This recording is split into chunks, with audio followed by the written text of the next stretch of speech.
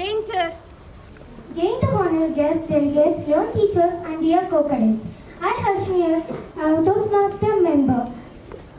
It is my pleasure to welcome you all to the 14th episode of Toastmaster Club.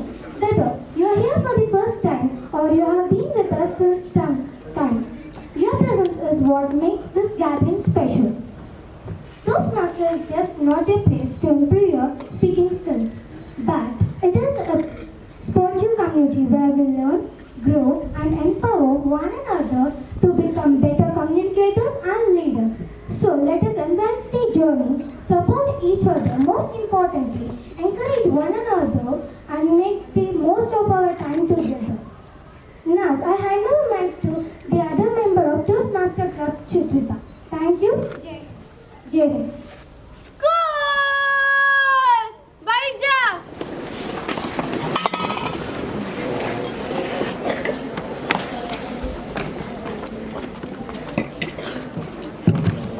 Chairman sir, Director sir, Dean sir, Principal, Vice Principal, Coordinator, teachers and all my dear co-cadets. I am Chitrita and I will be hosting today's Toastmaster event. I feel very proud to announce that we have successfully finished 13 episodes of Toastmasters. Now it's time for the program of the day, the prepared speeches. Today we have 6 brave speakers. Each speaker has been working hard to deliver a speech that will not only inform and improve and inspire us, but also help the growth in that journey as a communicator. Economic survey will give in-depth review data, completion and policy suggestion. The economic survey is crucial for right and policy decision and shaping economic strategies by informing stakeholders such as investors and business about economic trends. It helps in decision making. To elaborate about the economic survey of 2023-24, I'll invite K. Ujjwal of class 7A. Jain to respected Chairman sir, Director sir, Dean sir, Principal sir, Vice Principal sir, and coordinators, below teachers, and all my fellow too. Today I want to present a short speech on Economic Survey 23-24. The Economic Survey is annual document presented by the government head of the Union Budget to receive the state of economy. It is prepared by the Economic Division of the Department of Economic Affairs in the Ministry of Finance under the supervision of Chief Economic Advisor, currently V. Ananta Nageshwaran. It is tabled in both houses of Parliament by Union Finance Minister to receive the state of economy. Purpose: to receive the developments of Indian economy over the previous 12 months, to summarize the performance on major development programs, to highlight the policy initiatives of the government, to analyze economic trends and provide an outlook for the coming year. Let us understand various domains of economic survey. The Indian Economic Survey is expected to grow 6.5% to 7% this year, with prospects of achieving over 7% growth in the coming year. The economy has largely recovered to pre-COVID growth rates without sustaining permanent damage. It emphasizes the need to address inequality and unemployment as top policy protest. It encourages the state and central government to reduce the burden on businesses of foster economic growth. Private sector role: corporate benefit for increased demand, driven by the employment and income growth. The survey warns against short-term thinking that could make deep economic leakages. The survey notes that reforms such as goods and services taxes, GST, strategy for future growth. There are 4 broad strategies for future growth. Boost private sector investment organically and steadily, finance the green transition, remove obstacles from micro, small and medium enterprises, MSME, exchange state capacity. Investment challenges: while improved balance sheets are expected to drive private sector investment, concerns over cheaper imports from countries with access capacity. For example, China. Attracting FDI, foreign direct investment, will be challenging due to higher interest rates and developed countries. With the incentives for domestic investment, employment, the survey noted that Indian labour market indicators have been improved in last 6 years, with unemployment declining 3.2% of 2022 and 23. Agriculture sector. The India's agriculture sector is expected to grow is growing 4.18% annually over the past 5 years and supporting 42.3% of population and contributing 18.2% to GDP, gross domestic product. Despite with growth, challenges due to higher interest rates, low productivity and fragmented land holdings, government interventions aim to address these issues through measures like minimum support price, MSP, access to credit, and support for sustainable practices. The Pradhan Mantri Kisan Sampada Nidhi PM Kisan provides financial aid to farmers, while schemes like Drop, More Crop, PDMC, and National Mission on Sustainable Agriculture and NSC on efficiency and sustainability.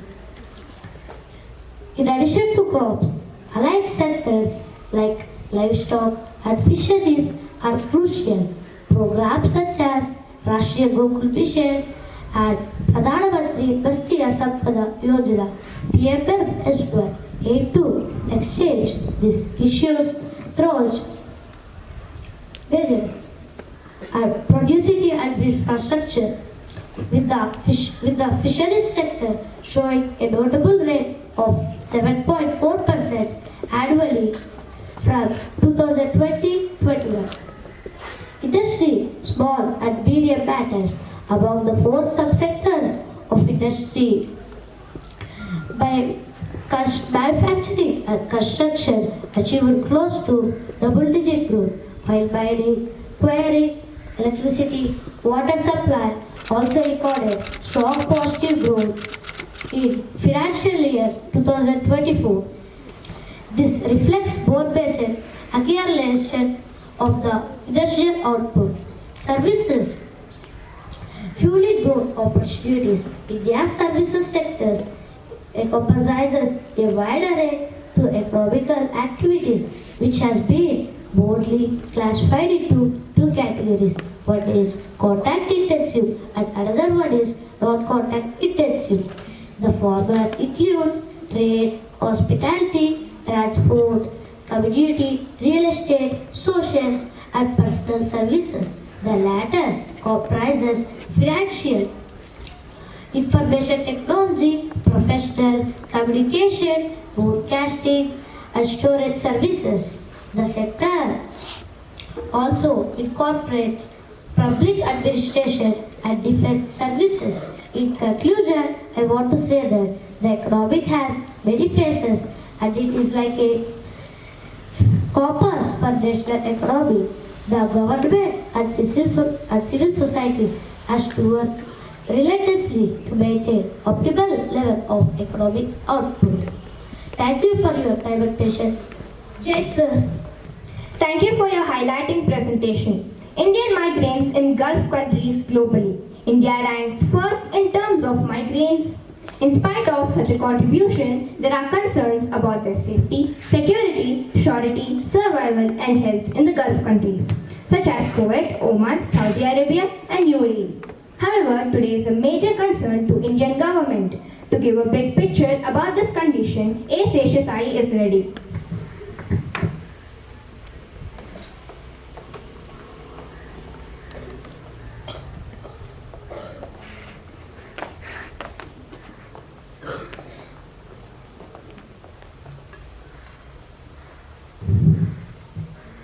Jain sir, permission to begin sir. Jain to respected chairman sir, dean sir, director sir, principal sir, vice principal sir, coordinators, teachers and all my dear co-cadets of Veritas Sainik. I am Cadet A. Seshai, a member of Toastmasters Club. Today, I am here to present on a topic, Indian migrants in Gulf countries. The recent cases of death over 40 Indian migrant workers in Gulf country. This incident has brought the attention to the lack of safety and deplorable living conditions of Indian migrants in Gulf countries. There have been similar past incidents such as harsh working conditions and human rights violations in FIFA World Cup in Qatar. The rapid development of infrastructure in Dubai Expo and the disappropriate impact of COVID-19 on migrants in Saudi Arabia due to cramped living spaces. This tragic incident necessitates the attention of Indian government. Now, we'll discuss about the challenges faced by migrant workers and the right and steps that can be taken to ensure the fulfillment of human rights of migrant workers in Gulf countries. The Indian diaspora in GCC nation. The Ministry of External Affairs of India has stated that over 8.88 million NRIs live in 6 Gulf countries. Specifically, 3.41 million NRIs reside in United Arab Emirates, 2.59 million NRIs live in Saudi Arabia, 1.02 million NRIs live in Kuwait, 0.77 million NRIs live in Oman, 0.74 million live in Qatar, 0.32 million live in Bahrain. The Indian constituency is one of the largest expatriate community in the GCC nation, making up to around 30% of the total workforces in the region. State-wise trend of migrating. Kerala Migration Survey KMS 2023 estimated that around 2.2 million from their state have migrated, with 80% of them going to Gulf countries. Recently, the state Uttar Pradesh and Bihar have also started to replace Kerala, which has significantly contributed to the blue-collar workforces. Now, we'll discuss about the profile of migrants going to Gulf Cooperation Council. First, age. Most of the people going to Gulf Cooperation Council countries are between 20 to 40 years old, the prime age of working. Second, gender. Historically, men dominate the workforces, but according to the Hunter's report, we can see that the participation of women is also significantly improved, especially in hospitality. Third, education. Migrants vary in their education, from high level to low schooling methods. Most of the people going to Gulf GCC nations are from a low income family. Mentioning they go to Gulf GCC nations for a better income prospects. Fourth, job composition.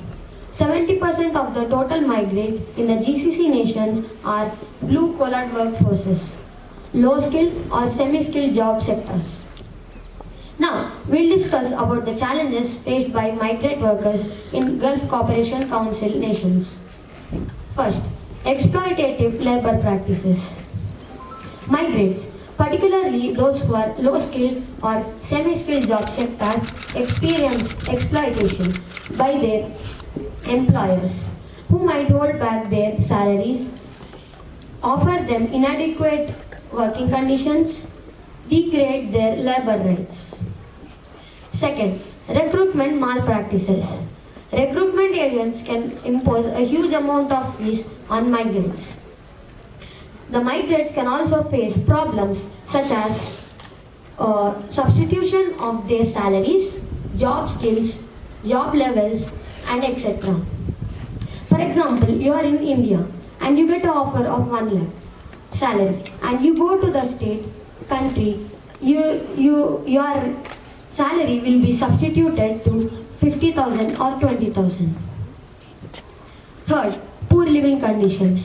Most of the migrants in GCC nations are living in overcrowded places, which can significantly negatively impact on their health.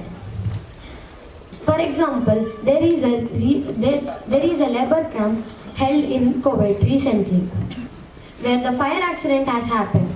There is a lack of safety measurements in the Kuwait. Fifth, lack of data and invisibilization of migrants.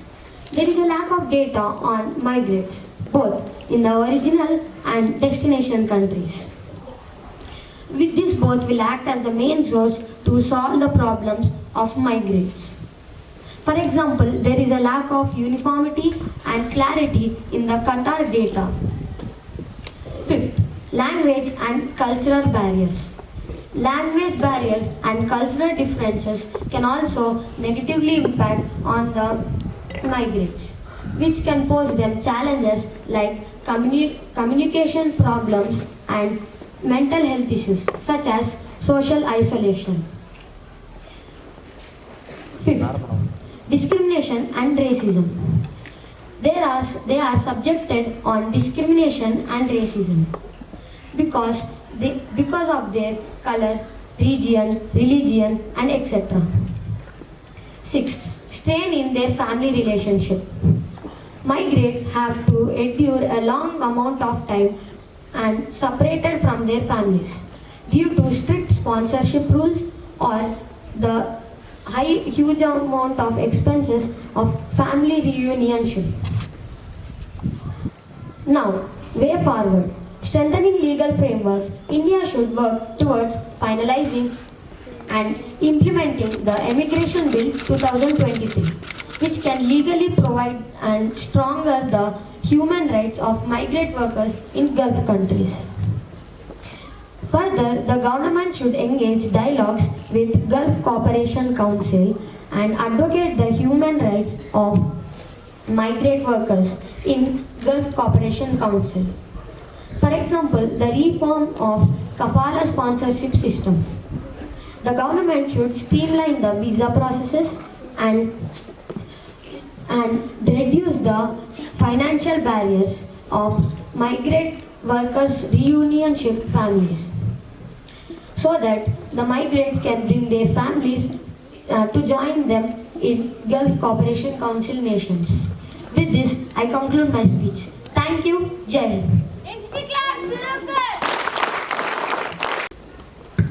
It was a really demonstrative presentation for all the seekers of the employment. Thank you. Reservation system in India.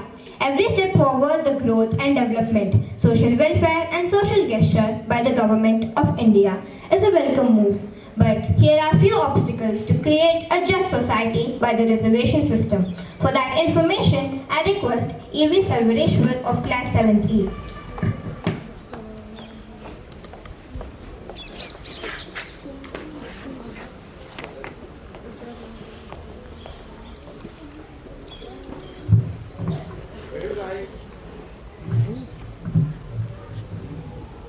Jain sir, permission to begin.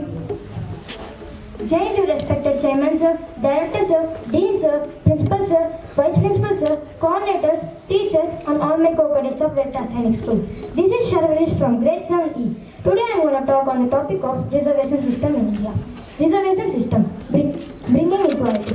Reservation in India is a form of affirmative action whereby a percentage of seats are reserved in public sector units, union and state civil services, union and state government departments and in all public and private educational institutions for the socially and educationally backward communities, and scheduled caste and scheduled tribes who are inadequately represented in these services and institutions.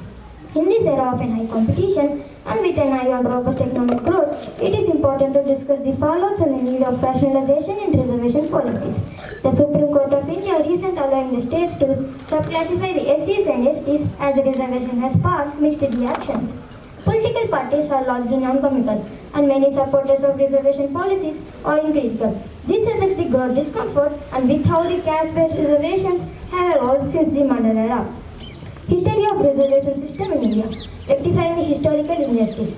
To an extent, reservation as a policy pursues to the state to correct the historical injustice done to a certain caste by the so-called upper caste. The caste system that has prevailed in India had aliened many lower castes from the mainstream, hindering their development. To the great extent, the repercussions are still felt. The original Constitution of India provided reservations only for quota legislatures, that too only 10 years until 1960 under the Article 334. Subsequent amendments for the Constitution had extended the period of reservation in quota legislatures. Provisions on reservation in education institutions and government jobs were also created by the constitutional amendments later under the Article 15/4 and the Article 16/4. 50% cap on caste-based reservations. In Indira Sawhney versus Union of India in 1992, the Supreme Court of India capped the caste-based reservations, proving that preference can be so vigorously as to destroy the very little concept of equality. Since the court has consistently held that the reservations under the Article 15/4 and the Article 16/4 should not exceed 50% in the state and the union, have by and large accepted this as correct. It should be held as constitutional prohibition, and any reservation beyond 50% limit would liable to be struck down. While introducing a bill to economic reservation in 2019, Arun Jaitley, the finance minister, considered that the 50% cap on reservations imposed by the Supreme Court of India was only for caste-based reservations, and economically weaker sections reservations won't be impacted by it. Why do reservations need a new look? Increased casteism. Casteism is granted as a fresh lease of life. Our country is already divided into various groups. Reservation will further divide the population artificially, which is not good for any country. Reducing meritocracy. Merit and caliber is replaced by a meritocracy. Reservation has generated a spirit and self-degradation, and each caste and community competing to be more backward than others. Breach of 50% limit. The Supreme Court of India rules that the reservation should not exceed 50% and put a cap on reservations. The central government of India reserves 27% of higher education, and individual states may legislate further reservations. And however, there are states laws exceeding 50% limit. For example, the caste-based reservations fraction stands at 69% and it is applicable for 87% of the population in the state of Tamil Nadu. Impacts on administrative efficiency. This is not only politics by the civil services but also affected the efficiency of administration. Most of the officers are now working under the caste and creed. Need of reservation in present time. Equal opportunities and respect. The underlying theory of the state by the reservations is underrepresentative of identifiable groups as a legacy of Indian caste system. Without including the left-outs and the suppressed communities, it is difficult to progress inclusively. Oppression. The oppression of the weaker sections by the stronger upper caste sections has not still ended. In fact, it has upgraded. A new era of social justice and equality still remains as a dream to be achieved. The benefits of the development have been appropriate to the 20% of the population on the top that the reservation needed. Will the reservation system in India compromise the merit and efficiency of system?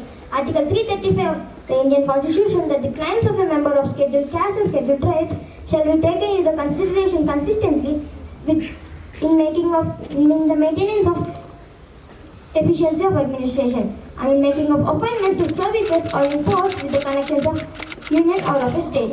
Provided nothing in this article shall prevent in making of provisions of any favor of scheduled castes and scheduled tribes, in relaxation of qualifying marks in any examination or lowering the standards of evaluation for the reservation in matters, and promotion of any class or classes to services or in posts with the connections of the union or of a state. There is no second question that all castes and classes should be adequate in the government jobs. However, which percentage of marks is called adequate without compromising the merit and efficiency of administration? Finally, reservation should be accompanied by the structural changes like land reforms and inclusive educational support system. The demands for special concessions and privilege to the unprivileged sectors are right and not as charity or philanthropy, but as rationalization would not only ensure that the meritocracy but also help our India to achieve greater heights in modern competitive world. With this, I conclude my speech. Thank you and Jai Hind.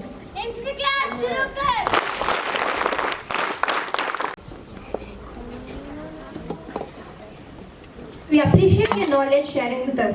Critical needs for population census. If you observe carefully in a sector, there is a great significance for statistic data. data of population to make a business, advertisement to establish an industry, school, college, whatever. We need accurate data. Population census will make changes in food supply, demand, transportation, and so on. To give in-depth knowledge about population census, Yash Thakkar is arriving onto the dais.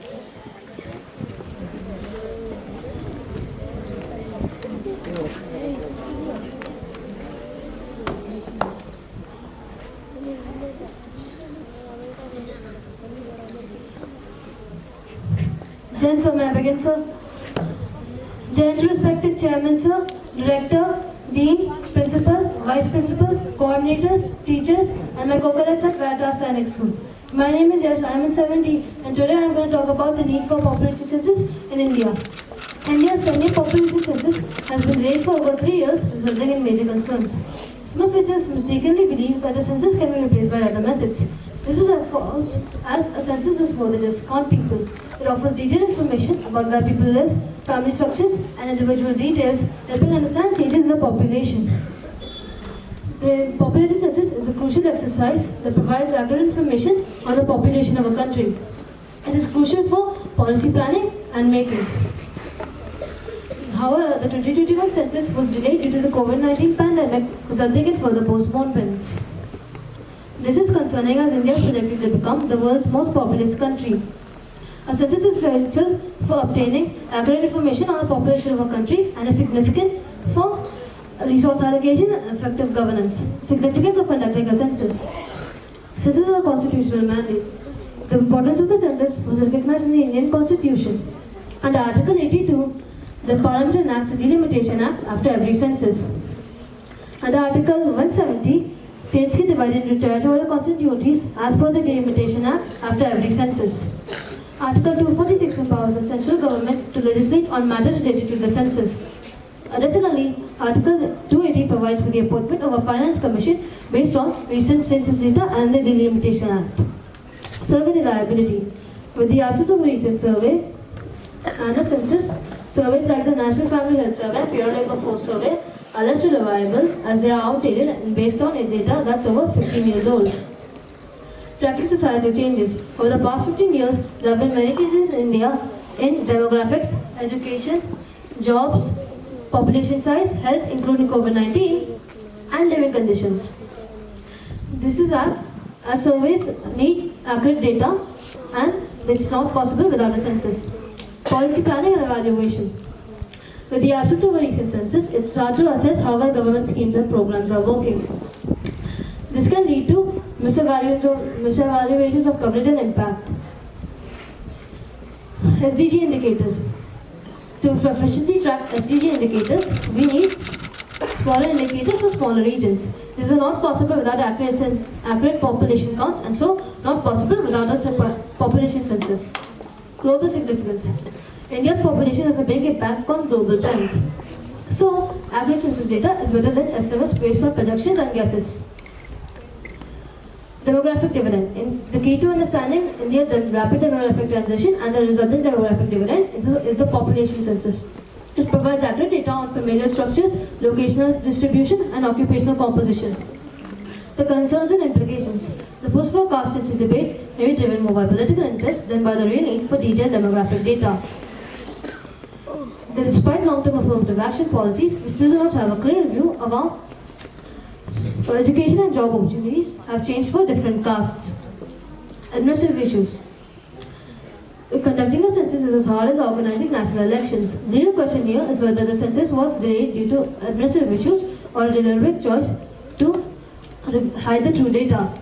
This can help the government claim progress based only on partial data and without the accurate figures to measure it properly. Large and diverse population. In countries like India, with a large and diverse population and a good geography, it is hard to conduct a census. India has a population of 1.3 billion people, so ensuring comprehensive coverage is a complex and challenging task. For example, tribal populations living in remote, coastal and inaccessible areas and nomadic populations can be challenging due to logistical difficulties and a lack of infrastructure. Privacy and confidentiality concerns. Ensuring the privacy and confidentiality of the respondents is crucial to gaining their trust and cooperation. The absence of the instauration of the privacy and confidentiality can affect the willingness of respondents' participation. Lack of digital and technological infrastructure. In some areas with a lack of digital infrastructure, lack of digital devices and internet connectivity issues, it can be a hindrance to digital surveys, and paper surveys may be necessary in a few areas.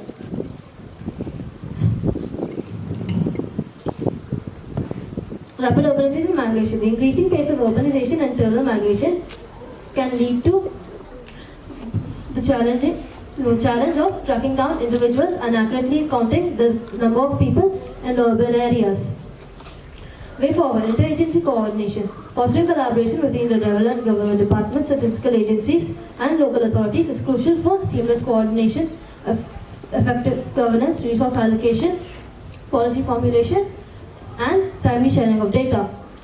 Scientific and political community needs to stress the importance of conducting a census soon, and the fact that it cannot be replaced by other methods like immersive data and surveys. Thank you for listening to my Toastmasters. I hope you remember this, and Jai Hind. Thank you for your energetic, empowered speech. Flying over water. Water has been a critical source of life and also a source of conflict throughout history, with examples dating back to 25,000 BC in Mesopotamia. Currently, water disputes between the states, regions can have devastating consequences of population, law and order, infrastructure, and force people to migrate. To educate us about water dispute, I present you Shri Kumari Shine.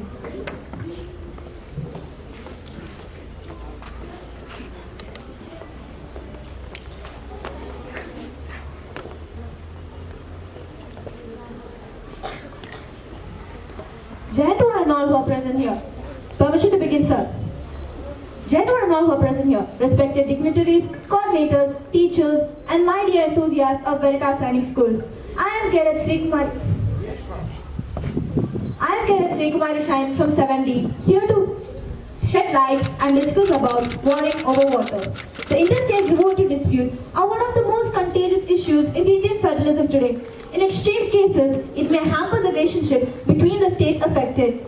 The recent cases of the Kaveri water dispute and the Satluj-Yamuna link canal issue are examples. Various interstate water tribunals have been constituted so far, but it had its own problems. In this context, we analyze whether it's time for a new mechanism. The case studies of recent river water disputes in the news. Kaveri water dispute. Kaveri is an interstate river basin having its origin in Karnataka and flowing through Tamil Nadu and Puducherry before falling out in the Bay of Bengal. The states concerned are Kerala, Karnataka, Tamil Nadu, and Puducherry. In 2016, a petition was filed in the Supreme Court seeking to the release of water by the Karnataka government. When the Supreme Court ordered Karnataka to release water, Kannada people protested, proclaiming they did not have sufficient water. This matter is still under sub-judicial consideration. Satluj-Yamuna link canal issue. The dispute links to the issue between Punjab and Haryana after the formation of the state of Haryana in 1966. The parties involved are Rajasthan, Punjab, and Haryana. To enable Haryana to use its share of water from the Bias and Satluj, a canal linking through Yamuna and Satluj was planned in 1982 and its construction started. The Supreme Court has directed both Punjab and Haryana to maintain status quo in the Satluj-Yamuna link canal controversy. In the recent hearings, the centre has offered to be a mediator to both Punjab and Haryana. Recently, the Penyar river water dispute between Karnataka and Tamil Nadu was in the news. This was followed by the Mahadaya river water dispute, a long-running dispute between Karnataka and Goa. Many other river water disputes such as the Mahanadi water dispute, the Krishna water dispute, the Kaveri water dispute, and the Satluj-Yamuna link canal issue can be frequently seen in the news. The Interstate River Water Dispute Act 1956. On the eve of the linguistic reorganization of the states, the Parliament passed the Interstate River Water Dispute Act 1956 under Article 262 of the Indian Constitution, which established a role for the government to resolve any issue that arises on the use, control, and distribution of interstate river or river valley. Article 262 of the Indian Constitution also established a role for the Union government to resolve any issue that arises in the state or regional governments. Since the Act has been amended, with the most recent changes appearing in 2002 and 2017, provisions of the Act. If a concerned state or states approach the Union government for the establishment of a tribunal, then the government must resolve it through consultation with aggrieved states. If it does not work, it may be used to form a tribunal. Two enabling conditions. For negotiations in India to successfully reach a conscience, any of the two enabling conditions are required. One, extreme politicization. The issue in question and the demand for a solution must be highly politicized to ensure that the dispute gets adequate public attention and consequently electoral priority.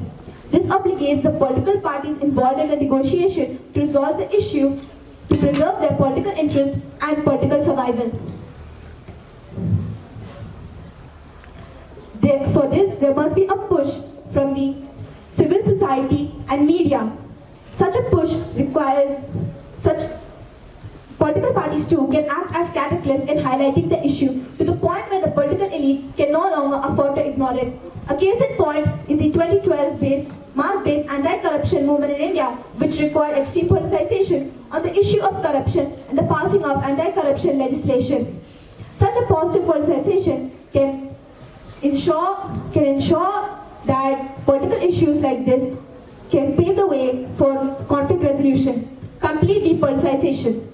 If the issue in question, despite its importance, gains little public interest and cannot be successfully politicized, then the issue will have no or limited electoral salience. In that case, the political parties involved in the negotiation must resolve it for a much larger administrative convenience and increase benefits for themselves and their respective constituencies. After a political understanding is reached, then the political elite can make the issue electorally salient by shining it as their governmental achievement. An example of such a consensus-based model is the implementation where the states and center have found an amicable way to coordinate is the implementation of Goods and Service Tax, GST. The center brought the states on board to negotiate to reform the spirit of cooperative federalism. While complete depoliticization can help build consensus-based model, it can be challenging in ISWD cases since there are emotive issues with high electoral salience in many states. The reasons behind existing river water disputes. Firstly, the government creates tribunals for each dispute. However, these tribunals are ineffective because they are ad hoc, their conflict resolution procedures, and their judgments have little legal basis. Further, when states challenge their decisions, the issue only exaggerates. Second, climate change and other factors such as erratic rainfall, depleting groundwater, and water-intensive cropping patterns are intensifying water disputes. Third, the current Interstate Water Dispute Act 1956 relies on tribunals for the resolution of a water conflict. In 2017, the Lok Sabha passed the Interstate Water Dispute Amendment Bill to create a single permanent tribunal and a mediation committee. However, the implementation has not been done yet. The conclusion: India has 2.4% of the world's land, 18% of the world's population, but only 4% of renewable water resource. If sufficient steps are not taken, the uneven water distribution will increase the possibility of new water conflicts. The interstate water disputes hinder the cooperative federalism of our nation and provide a parochial mindset, making regional issues superior to national issues. One must realize that our nation is a family where all states are its members. So disputes must be resolved through dialogue and talks. And political opportunism must be avoided. The Interstate Council can be beneficial in providing a platform for these talks. So these disputes must be resolved as soon as possible to ensure greater cooperation. Thank you and Jai Hind. We sincerely thank you for the most clarified situation of the water dispute. Resisting landslides. Earth is 4.5 billion years ago. In just a fraction of that time, one species among countless others has conquered it. What makes us brilliant? What makes us deadly? We can resist to the world, but how can we resist to the nature and its disasters? So, to make us alert about the landslides, K. Himansh is with us. Jain sir, permission to begin. Jai Hind to respected Chairman sir, Director sir, Dean sir, Principal sir, Vice Principal sir, Coordinator ma'am, teachers and my co-cadets of Veritas Sainik School. I carry March of grade 7 Today, I am standing in front of you to shed light on a topic called resisting landslides. The calamitous Wayanad landslide on July 30th has wreaked havoc in Kerala. It has resulted in the loss of more than 250 people. According to experts, it is the biggest landslide-related disaster in the state in the terms of casualties. This catastrophe has again put spotlight on the reports of the Madhav Gadgil Committee Report 2011 and the K. Kasturi recommended High-Level Working Group 2013, which had recommended these areas to be demarcated as an ecologically sensitive area. And, however, these were never met with resistance and implemented. Landslide. It is a natural phenomenon which usually occurs in steep mountainous slopes where large quantities of materials composed of rocks, boulders, loose mud, soil and debris are driven down the slope with great force. Vulnerability of India to landslides. According to ISRO's Landslide Atlas of India, India is among the top 4 countries with the highest landslide risk. It has been estimated that loss of life per 100 km square is greater than 1. India accounts for about 8% of total global fatalities due to landslides and over 30.17% of the country is susceptible to landslides and over 4.75% are very highly susceptible. Kerala is the most vulnerable state with over 14% of its land masses in the very high susceptibility category. Some other incidents in India. Some other recent incidents of landslides in India are as follows. Kerala, Uttarakhand, Himachal Pradesh in 2018 and Kanikora in Manipur, June 2017. Causes of landslides in India. Natural causes, heavy rainfall. The occurrence of heavy or continuous rainfall may lead to heavy landslides in the areas of steep slopes. Water works as a lubricating agent and loosens up the soil. For example, the 2013 Uttarakhand cloudburst brought immense landslide to the region. Earthquakes. The sudden shaking in Earth's crust creates stress on materials, forcing them to flow downwards. For example, the tectonically active Himalayas enhance the probability of earthquakes, thus increasing the risks of landslides. Nature of rivers. The youthful and mighty rivers increase the downcutting of the earth on slopes results in landslides. For example, the increase of flow of water in Chalya River resulted in heavy soil erosion, resulting in the Wayanad landslide catastrophe. Anthropogenic causes. Heavy infrastructural development. The creation of roads, railways, dams, and linear infrastructure of mountainous regions makes the region more vulnerable to landslides as more construction is done. For example, the development of Konkan railways in Western Ghats is considered a significant reason behind the frequent disasters in the region. Enhanced economic losses. This leads to enhanced economic losses as significant amount is spent on reconstructing the lost infrastructure, rehabilitating the masses, and providing relief support to those who have been affected. Mining activities. It involves removal of the surface of earth for mineral exploration.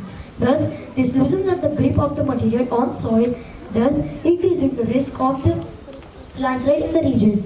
For example, iron ore, bauxite, manganese, chromite, and limestone mining in Western Ghats loosens up the soil, thus increasing the vulnerability. Impacts of landslides in India. Loss of life. The most devastating effect of landslides are loss of precious human and animal lives.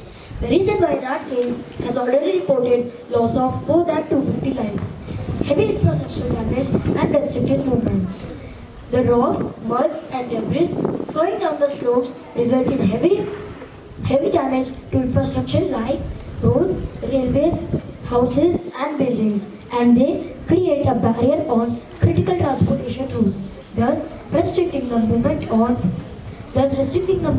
goods and people.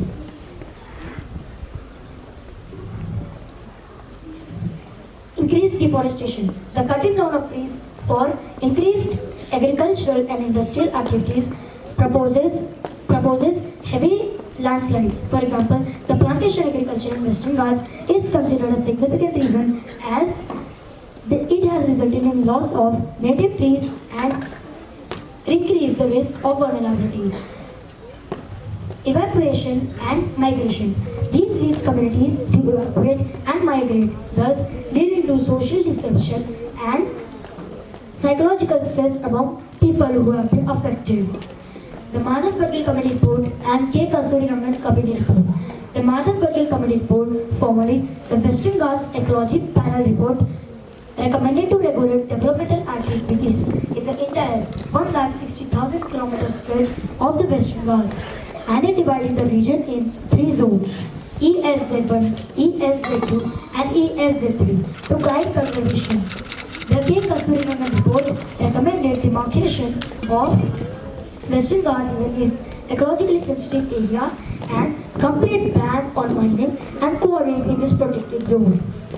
However, these reports have not been implemented with resistance by all states and parties across the political spectrum in the biodiverse region. Landslide mitigation plan. There should be adoption of landslide mitigation plan in states vulnerable to landslides.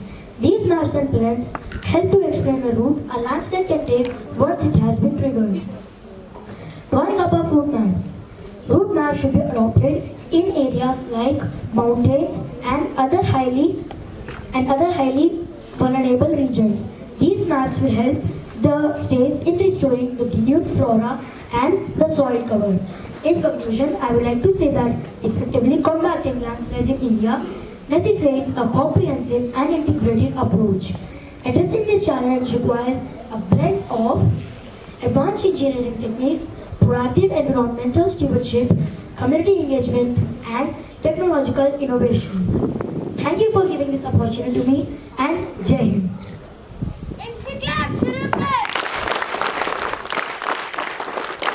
Thank you for that wonderful speech. It was indeed informative. Now we would like to call upon our Dean Sir to address today's Toastmaster event. Jai Hind to all of you. Honorable Chairman, Director, Principal, Vice Principal, and I also take this opportunity to welcome one of the parents of the Toastmasters who have participated today. Welcome you to this audience. At the outset, I must congratulate all the audience who have been silently listening. I hope you have understood the topics which have been spoken today. All of you understood? Yes! Okay. Next episode, you will be doing the debriefing here. Okay? You have to listen completely and tell what you have heard about it. Okay? Now today to talk about episode 14 is a great journey for us and fantastic presentation from all the participants of the today's Toastmaster. Each one of them have done excelled and presented themselves in a best manner, and the topics are outstanding topics, exceptional topics of our civil service. When I say civil services, IAS, IPS also, these type of topics are generally prepared. These people could prepare and present to you not 5 minutes, nearly about 8 minutes. Each one of them has spoken about 7 to 8 minutes. In my eyes, all of them are winners. Heartiest congratulations to all the participants. Now to tell you, if they have reached this stage of speaking without any interruption and pause and not getting stuck, a lot of hard work has gone for each individual cadet. They have been preparing and presenting to their in-charge club. A lot of work has been done by the Toastmasters Club in charge. I commend his effort. Beside his routine work as a teacher, he has taken a lot of effort to groom the children to come up to this standard. It is not easy for anybody to come and stand here and speak for about 8 minutes. But at the same time, it's not difficult if you decide yourself. Each one of you can become a Toastmaster. Each one of you can speak fluently like as today's children have spoken. It is not just watching, it is understanding. They have done the best I really congratulate all of them. Give them a huge round of applause.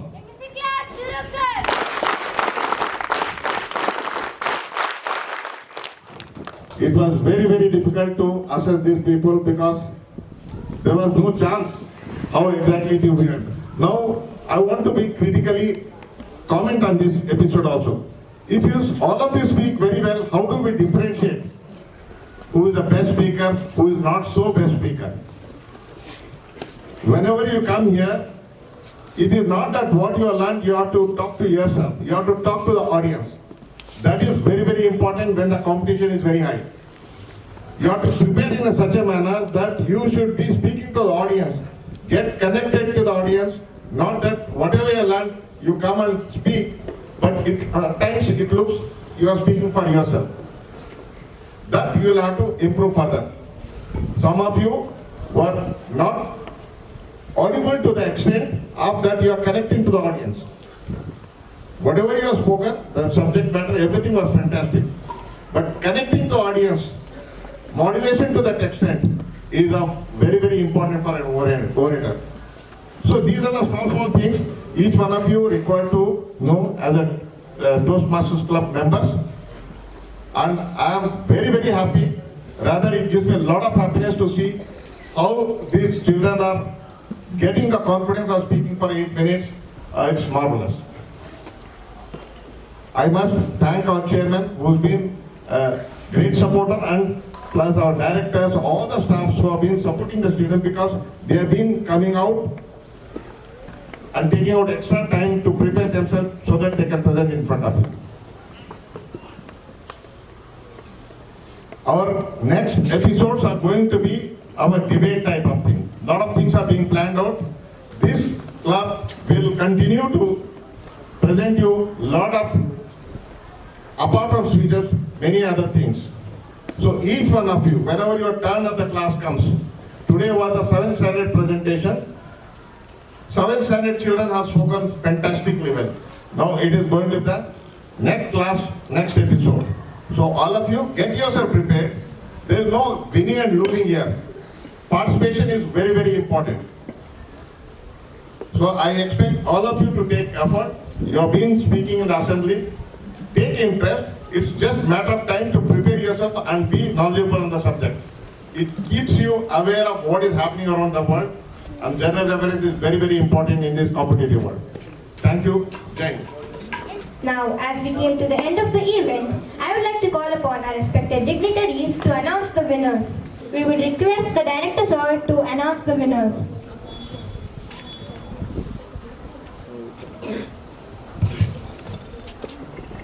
So, the winner of Toastmaster episode 14 goes to Sri Kumari Shrine.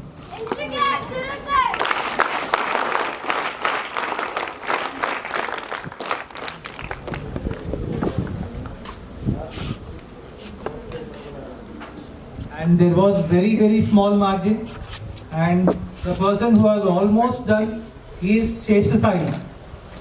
He also has done an exceptional job. Just by a very narrow margin, he has become second.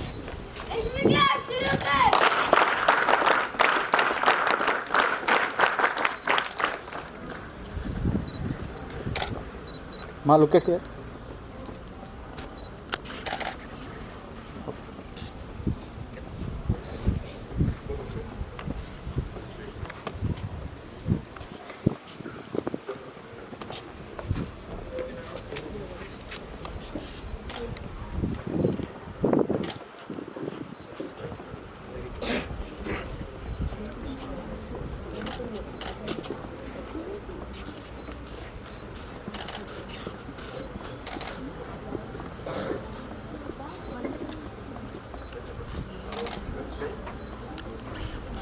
Next goes to Himansh.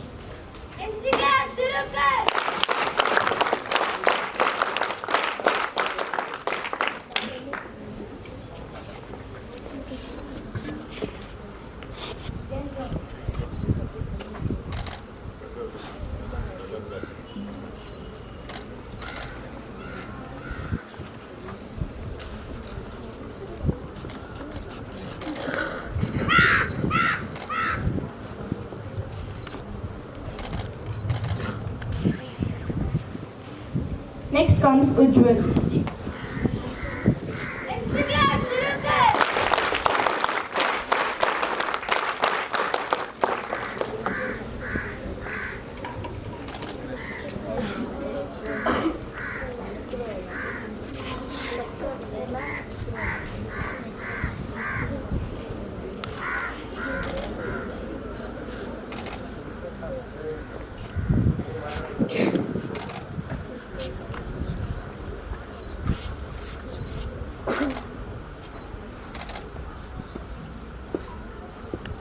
Now we would like to invite Yash Thakkar.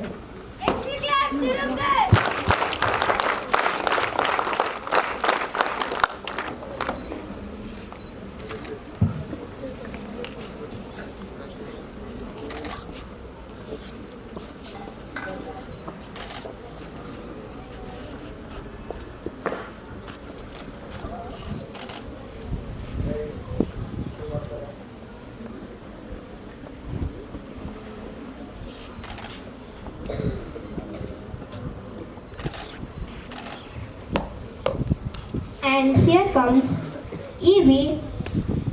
Sarvarish.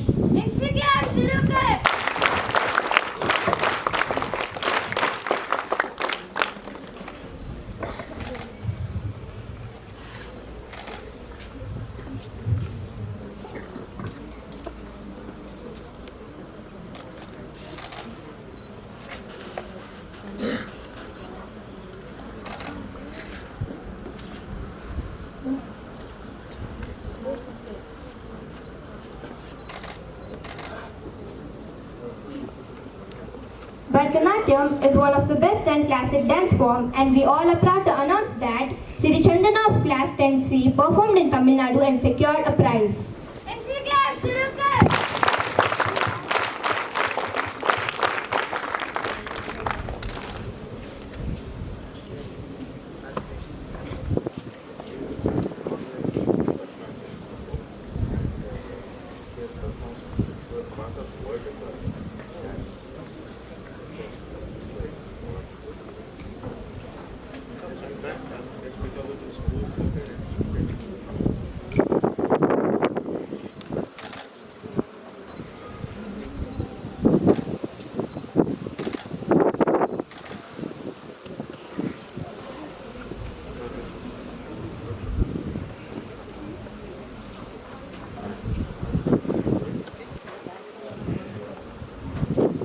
Jai Hind. So next episode nundi one more student self preparation wild card entry 6+1. So without any support, teacher support, institution support, self preparation whole classes 4th to 9th. So ఎవరైతే best concept and preparation presentation skills self ఎవరైతే ఇంట్రెస్టెడ్గా చేసుకొని వస్తారో total student అంటే 1 wild card entry next episode నుండి ఇవ్వాలని ఇప్పుడే discuss చేసి 1 more స్టూడెంట్కి ఆపర్చునిటీ ఇవ్వాలని ట్రై చేస్తున్నాను. సో ఎవరు యూటిలైజ్ చేసుకుంటారనేది ఇండివిజువల్ ఇంట్రెస్ట్ అండ్ ఫ్యూచర్ ఆలోచన ఎవరికైతే ఉంటుందో వాళ్ళకు 1 మోర్ స్టూడెంట్కి వచ్చింది నెక్స్ట్ ఎపిసోడ్ నుండి ఆపర్చునిటీ ఇవ్వాలనుకుంటున్నాం. So on the spot team సార్తో డిస్కస్ చేసాము. సో ఆపర్చునిటీ యూటిలైజ్ చేసుకోవాలి. Thank you.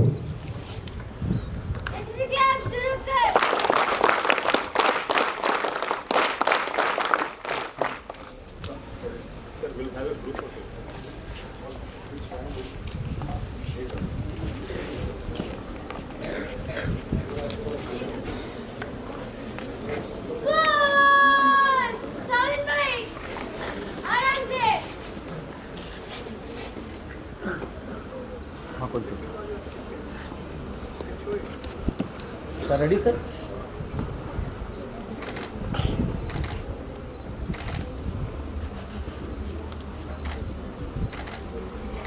Okay.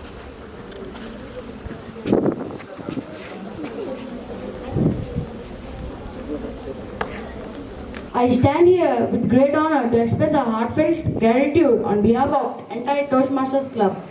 Today's event has been a testament to a relentless efforts and the nurturing environment provided by our esteemed members of the Veritas Sainik School. Thank you to our Chairman Sir, Director Sir, for your constant support. To our Dean Sir, Sri C.G.H. Khan Sir, we extend our sincere thanks to your wisdom and insight. We have helped shape the foundation of our club's growth. To our Principal Sir, Dr. P.R.S. Chakravarti, and Vice Principal Sir, Sri S. Nagarjuna, we are grateful for your guidance. Our deepest gratitude also goes to the academic coordinators and teachers who tireless work behind the scenes, helping us hone our skills and give us the confidence to speak our minds. Your mentorship means the world to us. To our NCC staff and physical education team, we appreciate your efforts. Finally, to all the attendees and participants, thank you for your enthusiasm and involvement. Your presence makes this event truly special. And a special note, we thank to our in charge of the Toastmasters Club and the cadets and its supportive members. Once again, a big thank to everyone. With your collective support, this event couldn't have been the success it is today. Now, let us end our today's Toastmasters episode by singing our national anthem, Janaganamana.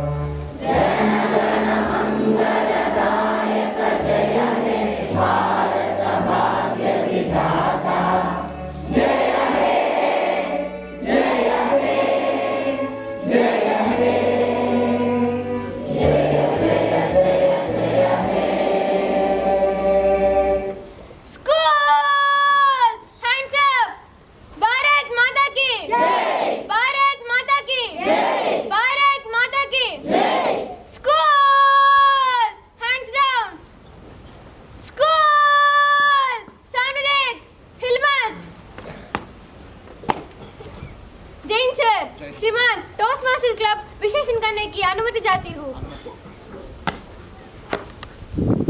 Jain sir,